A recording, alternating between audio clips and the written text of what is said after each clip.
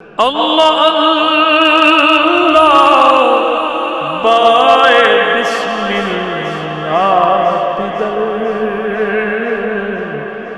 مانہ ذبح اب آگے چلیے نبی کریم علیہ السلام کی بارگاہ سے فارغ ہو کر اب گھر کی طرف واپس لوٹتے، گھر اور حضور کی بارگاہ بالکل متصل ہی ہے نا، دور تو ہے نہیں۔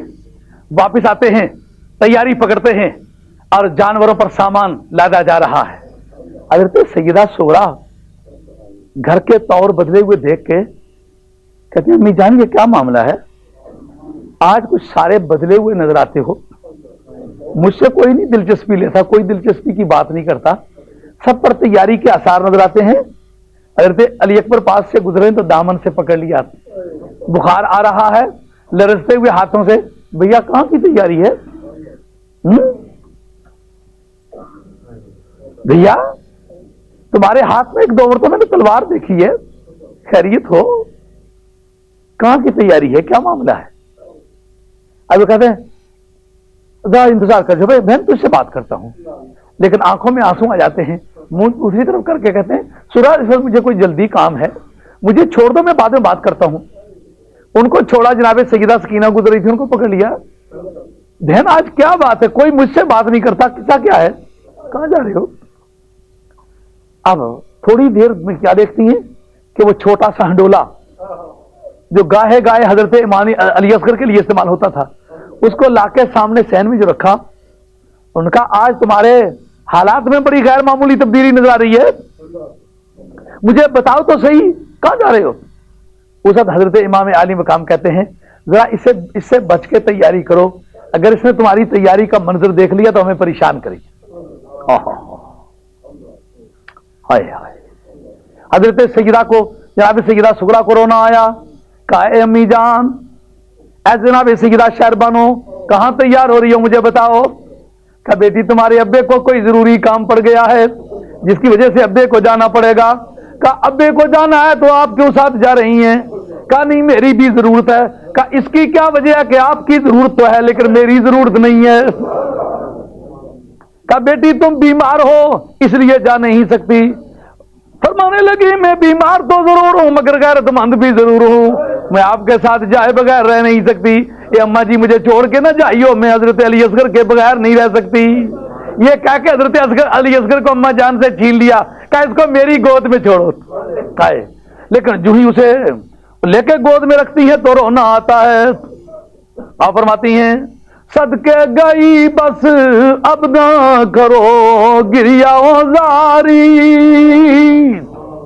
صدقے گئی بس اب نہ کرو گریا زاری، روتا ہے میرا اصغر صدا سن کے تمہاری، روتا ہے میرا اصغر صدا سن کے تمہاری۔ کہا امی جان تھوڑی دیر اس کو میری گود میں رہنے دو۔ جب گود میں رکھ کے پیار کرتی ہیں حضرت امام علی اصغر ہونٹے چھوٹے چھوٹے ہونٹ آگے بڑھا کے نا تو رونے والا منہ بناتے ہیں، ان کو بھی جدائی کا احساس۔ بچوں میں نور بصیرت بنسبت بالغوں اور بڑوں کے زیادہ ہوتا اور اس کا اسلام میں ثبوت موجود ہے۔ کل مولود یولد علی الفطرہ ابواہ یحودانہ او ینصرانہ او یمجسانہ، ہر بچہ خدا سے آشنا پیدا ہوتا ہے، اس کے والدین یا اس کو یہودی بناتے ہیں یا مجوسی بناتے ہیں یا گبر بناتے ہیں یا ترسا، جو بھی بنائیں اس کے والدین بناتے ہیں، وہ خدا سے آشنا پیدائشی طور پر ہوتا ہے۔ اب جناب سیدہ اس کو گود میں رکھ کے پیار کرتی ہیں، آپ فرماتی ہیں چھٹتی ہے یہ بیمار بہن جان گئے تم۔ حضرت امام علی اصغر کو روتا ہوا پایا تو کہتی ہیں ہونٹوں پہ ہونٹ رکھ کے فرماتی ہیں چھٹتی ہے یہ بیمار بہن جان گئے تم، چھٹتی ہے یہ بیمار بہن جان گئے تم، اصغر میری آواز کو پہچان گئے تم، اصغر میری آواز کو پہچان گئے تم۔ یہ جو اولاد والا اس سے پوچھو اگر بچہ رو نا، کوئی 6 سال کا 8 سال کا، جناب سیدہ سورہ چند روایات ہے 6 برس سے 10 برس کی تک آپ کی عمر بتائی جاتی ہے، ایک بڑا طبقہ ہے جو 10 سال آپ کی عمر بتاتا ہے. تو بہن بھائیوں میں سے کوئی بھی رو شیرخوار بچہ اپنے بہن بھائی کی آواز پہچانتا ہے، جو ہی روتا دیکھے تو سب سے پہلے وہ شیرخوار شور بچاتا ہے. اس کو وجہ رونے کی معلوم نہیں ہوتی کیوں کوئی روتا ہے، مگر روتا ہوا سما دیکھ کے بچہ پہلے روتا ہے، اس کا دل صاف ہوتا ہے، وہ دکھ سہ نہیں سکتا. اس لیے انہیں کہتی ہیں اصغر میری آواز کو پہچان گئے تم.